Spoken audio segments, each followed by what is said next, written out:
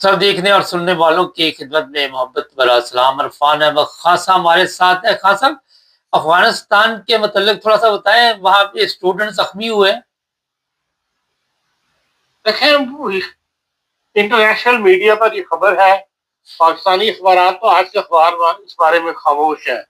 لیکن international media پہ کافی شور ہے اس بات کا کہ پاکستان کے نے کل منڈے کے دن جو ہے افغانستان میں جمال الدین افغانی یونیورسٹی ہے کنڑ کے اندر جی، اور وہاں پر انہوں نے کہتے ہیں کہ حملہ کیا ہے، فضائی حملہ جو ہے، تو اور میزائل بھی پھینکے ہیں بغول ان کے، اور جس کے اندر 7 لوگ ہلاک ہوئے ہیں، 75 طلباء جو ہیں وہ زخمی ہیں. تو اس کے اوپر افغانستان نے بھی کافی شور ڈالا ہے، انٹرنیشنل میڈیا کو مطلب حکومتوں کو للکارا ہے کہ بھئی یہ سلسلہ جو ہے بند کروائے ہمارے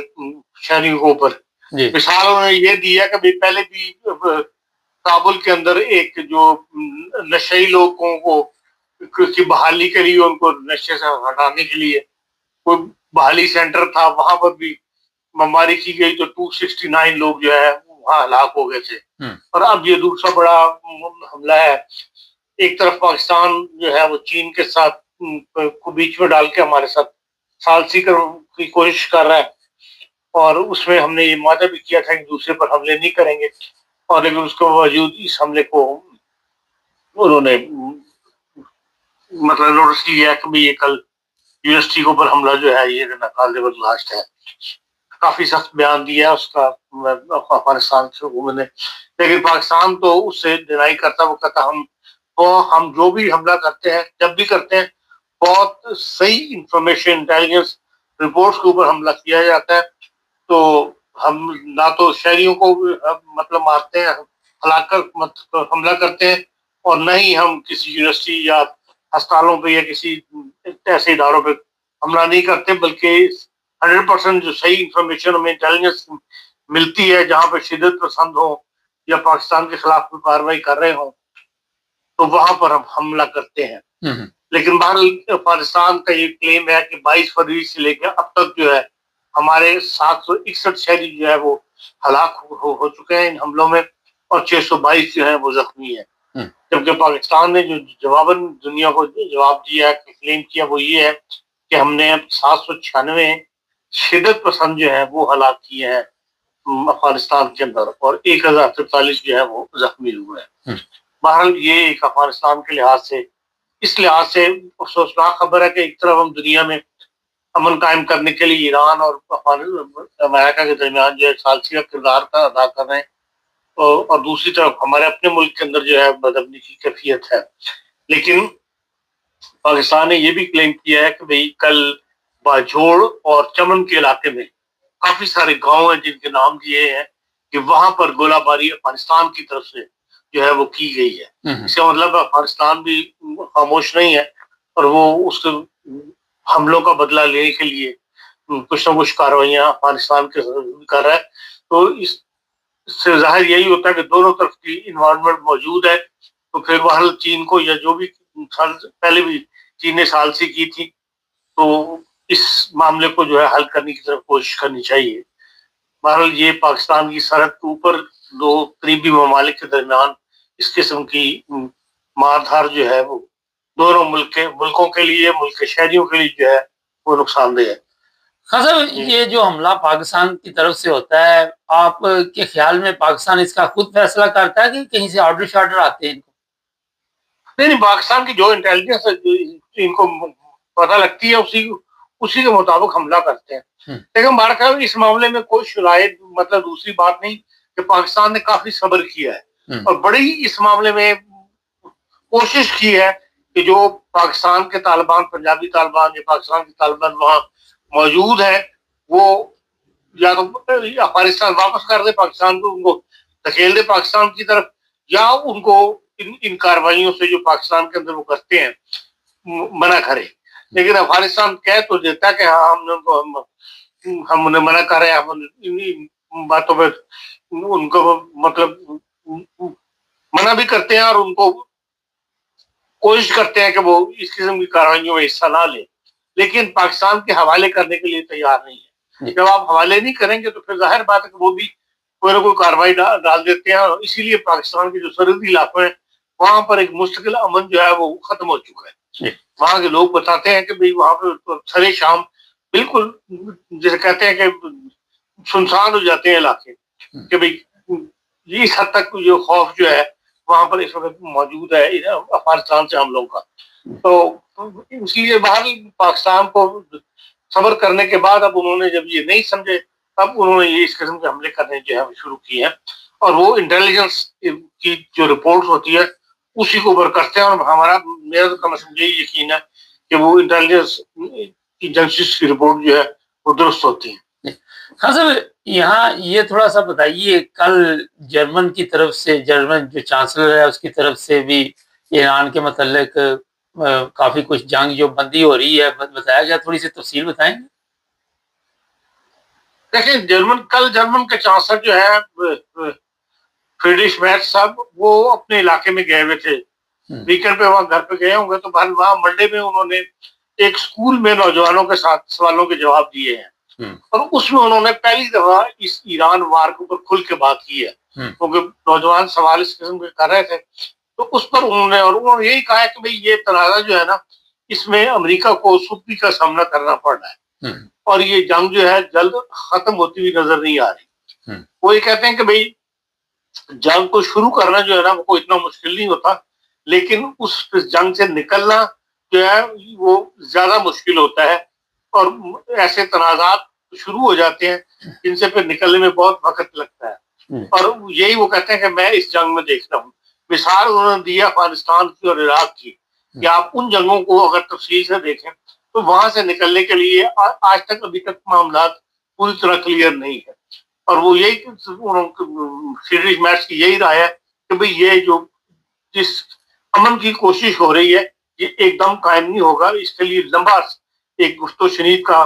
سلسلے چلیں گے، اور پھر کسی معاہدے پر یہ پہنچیں گے۔ جو امریکہ کا ایسٹیمیٹ تھا وہ غلط ثابت ہوا ہے، انہوں نے جو کچھ سمجھا تھا کہ بھئی ہم 4 دن میں یا 10 دن میں ہڑپ کر لیں گے ایران کو، وہ ممکن نہیں ہو سکا، اور ایران نے بڑا مضبوط جو ہے موقف اپنایا ہے جنگ کے اندر بھی، اور جو گفت و شنید ہو رہی ہے اس کے اندر بھی وہ بہت ہی حکمت اپنی بہت ہی اچھی حکمت عملی کے ساتھ جو ہے وہ چل رہے ہیں۔ تو اس لیے بہت انہوں نے انڈائریکٹلی کافی امریکہ کو مطلب ڈائریکٹ تو بندہ نہیں کہہ سکتا اتنی بڑی طاقتوں کو، لیکن یہ ان معنوں میں کہ بھئی ایران نے ناک کے نیچے چنے چبوا دیے ہیں ایران کو، جس سٹیپ بائی سٹیپ جس طرح وہ اپنی بات کو منوانے کے لیے اڑے ہوئے ہیں، اور بات اخیر امریکہ کو چپکی اٹھانی پڑتی ہے اور اس پیچھے ہٹنا پڑتا ہے، اور وہ کہتے ہیں اس کی معیشت پر بھی برے اثرات پڑ رہے ہیں جس میں جرمنی بھی شامل ہے، اور انہوں نے کہا آفر بھی ہے کہ بھئی جو بارودی سرنگیاں اگر یہ بچھائی گئی ہیں وہاں پر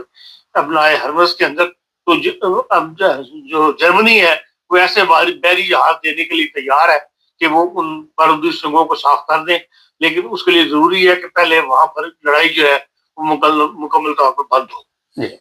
ہاں صاحب، یہ بتائیے اس وقت مذاکرات چل بھی رہے ہیں لیکن کوئی سامنے نہیں نتائج آ رہے، پیچھے کچھ نہ کچھ چل رہا ہے؟ بالکل چل رہا ہے، اس لیے کہ جو امریکہ نے کنفرم کر دیا کہ بھئی جو پاکستان کی معرفت ہمیں امریکہ کے ایران کے مطالبات جو ہے وہ مل گئے ہیں، اور آج وائٹ ہاؤس کے اندر جو قومی سلامتی کونسل ہے ان کی اس کا اجلاس ہونا ہے، اس کے اندر وہ کہتے ہیں ڈسکس کیے جائیں گے، لیکن امریکی وزیر خارجہ نے یہ کہہ دیا کہ یہ مطلب جو کہا جا رہا ہے کہ بھئی ایرانی طرف سے کہ یورینیم کی افزائش وغیرہ جو ہے اس کو اس وقت ڈسکس نہ کیا جائے، اس کو علیحدہ رکھا جائے، یہ ممکن نہیں ہے۔ ہر جو بھی گفتگو ہوگی اس کے اندر یورینیم کو اور جو ہے وہ اقلیت حاصل رہے گی، اس کو ہم اس سے علیحدہ نہیں کر سکتے۔ لیکن بہرحال آج امریکہ میں گفت و شنید ہونے کے بعد اب امریکہ اس کا کیا جواب دیتا ہے یہ مطلب پڑ جائے گا، لیکن انہوں نے جو ایران کے وزیر خارجہ ہیں انہوں نے روس میں یہ بات علم بتائی ہے، مطلب یہ پریس سے جو گفتگو کیا اس میں یہ کہا ہے کہ ایران امریکہ جو ہے وہ گفت و شنید کی طرف سیریسلی مطلب چاہتا ہے کہ گفت و شنید کی جائے، تو اس لیے ہم کسی معاہدے پر ہم امید رکھتے ہیں کہ ہم پہنچ جائیں گے، لیکن ایران کی جو شرائط ہیں انہیں پر جو ہے وہ معاہدہ ہوگا۔ اب ایسی باتیں تو ہر کوئی کہا ہی کرتا ہے، لیکن اس سے یہ ضرور پتہ لگتا ہے کہ ہاں امریکہ کی طرف سے جو ہے گفت و شنید کی مکالمے کی کوشش جو ہے وہ کی جا رہی ہے، اور پوٹین نے بھی یہی کہا ہے کہ بھئی ہم امن کے لیے جو بھی ہم مدد کر سکتے ہوئے وہ ایران کی کریں گے۔ ہاں صاحب، یہ کہ جو دنیا اس وقت چکر میں پڑی ہوئی ہے، جس طرح ابھی آپ نے بھی فرمایا کہ ایران اپنی بات پہ قائم ہے اور وہ پیچھے نہیں ہٹ رہا، کیا دیکھتے ہیں کہ ایک طرف امریکہ، اسرائیل، دوسری طرف ایران، کیا وجہ ہو سکتی ہے کہ ایران کے اندر کوئی خوف نہیں ہے، کوئی ڈر نہیں ہے، کوئی اس کو یہ نہیں ہے کہ جس طرح ہمارے حکمرانوں کو ایک کال آتی ہے تو وہ بھاگے چلے جاتے ہیں امریکہ؟ کیا فرق ہے اس میں؟ دیکھیں، انہوں نے اپیل کی ہے، ایران کی حکومت نے، ایران کا جو اسپیکر ہے اس وقت، اس نے اپیل کی تھی کہ بھئی ہمیں مجاہد چاہیے، کا کہ 5 کروڑ بندہ اپنے نام رجسٹر کروا چکا ہے۔ ان کی ویڈیو چلی ہیں جہاں پہ دنیا اکٹھی ہو جاتی ہے لاکھوں کی تعداد میں کہ یہ ہمارے نام کرو۔ تو یہ قوم اس وقت ایک اکٹھی ہوئی ہے، اور انہیں پتہ ہے کہ بھئی جو ہمارا دشمن ہے اس سے ہم نے مقابلہ کر رہے ہیں، اس سے ہم نے نیچے نہیں لگنا، کہ اس سے خوف نہیں کھانا۔ تو یہ بہت بڑا فرق ہے خلیجی ممالک میں یا دوسرے مسلمان ممالک میں اور ایران کے اندر۔ اچھا، میری بات ہوئی ایران، تو میں نے ان سے پوچھا کہ یہاں تہران کے کیا حالات ہیں۔ وہ کہتے ہیں جو مذہبی لوگ ہیں، جو مذہب پہ قائم ہیں، کسی نے بھی تہران نہیں چھوڑا، اور وہ کہتے ہیں جی جو بھی ہوگا ادھر ہی ہوگا، اگر زندگی لکھی تو یہیں پہ، اگر موت ہے تو یہیں پہ ہے۔ ہاں سر، دوسری طرف ہم دیکھتے ہیں ایران فرض کرے اس وقت جن حالات سے گزر رہا ہے، یوکرائن جنگ میں آپ نے دیکھا لاکھوں لوگ جو ہیں یورپ کی طرف بھاگ آئے تھے اسی وقت، لیکن یہ ایران میں نہیں ہوا اس طرح کا معاملہ۔ ایک تو وہاں سے دیکھیں، یوکرائن کو ساتھ ہی ملاتے، یوکرائن کی سرحدیں جو ہیں یورپ کے ساتھ ملتی ہیں، مشرقی یورپ کا حصہ ہے وہ، لیکن ایران سے ادھر آنا تو ظاہر بات ہے کہ اس طرح ممکن نہیں ہے کہ لوگ وہاں سے نکل کے ادھر آ جائیں، لیکن یہ کہ جیسے بھارت ہے اس کے 10 لاکھ شہری جو ہیں وہ خلیجی ممالک سے اس جنگ کی وجہ سے بھارت واپس چلے گئے ہیں، تو اپنی جانیں بچا کے، لیکن کیونکہ ایرانیوں کو اپنا ملک ہے، وہ اس برے وقت کے اندر ملک کو چھوڑنا نہیں چاہتے، بلکہ دنیا کو ثابت کرنا چاہتے ہیں کہ ہاں ہم واقعی ایک 3000 سال پرانی تہذیب ہے جو اپنے ملک کے ساتھ محبت کرتے ہیں۔ یہ تو ایک اچھی بات ہے، اس کے لیے تو ان کا یہ اقدام جو ہے قابل ستائش ہے کہ بھئی ہاں واقعی انہوں نے ایک زندہ قوم کا ثبوت دیا۔ حضرت، ابھی آپ نے جو بات کی کہ بڑی تعداد میں لوگ جو ہیں عرب ممالک سے انڈین واپس چلے گئے، پاکستانی بھی گئے، اس میں ایسے لوگوں کو بھی واپس بھیجا گیا جن کا شیعہ مذہب تھا، اور وہ بھی دبئی سے اور دوسرے ممالک سے واپس گئے ہیں۔ تو اس سے آپ دیکھتے ہیں کہ عرب ممالک کو تو جو نقصان ہوگا ہمارے ممالک کو بھی تو بہت نقصان ہوگا نا۔ ظاہر بات ہے کہ جب اس طرح جو لوگ روزی وہاں کماتے تھے، جس پاکستان میں کئی خاندان چلتے تھے جس کی وجہ سے، تو اس سے اگر لوگوں کو واپس آنا پڑا تو وہ امن، جب تک امن نہیں ہو جاتا وہاں پہ اس وقت تک ظاہر ہے لوگ بے روزگار رہیں گے، اپنے ملک میں بیٹھے رہیں گے، اس وجہ سے نقصان ہو رہا ہے۔ لیکن وہاں پر کوئی ایسا قانون نہیں بنایا گیا کسی ملک کے اندر کہ بھئی جن لوگ جو شیعہ ہیں ان کو مسلک کی بنیاد پر ان سے کہا گیا کہ آپ ملک کو چھوڑ دیں، سوائے بحرین کے بارے میں کہا جاتا ہے اس نے 70 ایسے لوگوں کی جو ہے نیشنلٹی منسوخ کر دی ہے جو ایران سے ہمدردی رکھتے تھے، یا جنہوں نے سڑکوں پر اس بات کا اظہار کیا ایران سے ہمدردی کا، لیکن اس کے علاوہ تو میں نے کوئی ایسی خبر نہیں میری نظروں سے گزری۔ اچھا خاصا، ایک خبر کل کی چل رہی ہے کہ جو کویت میں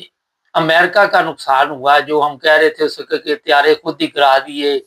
اور یہ ہو گیا، وہ کہتے جی یہ تو ایران کے پرانا کوئی 40 سال پرانے جیٹ طیارے تھے، ان کی اسنے کی وجہ سے یہ سارا نقصان ہوا ہے۔ کوئی رپورٹ لیک ہوئی، آپ کی نظر سے گزری ہے؟ دیکھیں، جو اس قسم کی رپورٹ تو بھارت گزری ہے کہ ان اڈوں کے اوپر ایران کا جو اس کا امریکن چیزوں کا انسٹالیشن کا کافی نقصان ہوا ہے، اور اسی وجہ سے پھر امریکہ جو ہے وہ گفت و شنید بات چیت کی طرف آیا ہے. اس کا اندازے سے زیادہ نقصان ہوا ہے امریکہ کا، جس کو وہ وہاں کی فوجی حکام اور جو سینٹرل کمانڈ ہے وہ اگر ٹرمپ صاحب نہ بھی منہ سے اقرار کریں لیکن فوجی کمانڈ جو ہے وہ اس بات کا اقرار کرتی ہے کہ امریکہ نے اس جنگ میں کافی نقصان اٹھایا. جی بہت شکریہ خان صاحب. اچھا جی، لوگ مذاق اڑا رہے ہیں یہ امریکن پریزیڈنٹ اور جو اس کے نائب صدر ہیں، جب وہاں پہ حملہ ہوا تو یہ بھاگے. حملہ بڑی دور تھا مگر بزدلی آپ سمجھ لیں یا جو بھی خیر جان کا سب کو پیاری ہوتی ہے، اور جس طرح ٹرمپ کو وہاں سے نکالا گیا اس کا کافی تماشا بنا ہوا ہے. اور بتایا جا رہا ہے کہ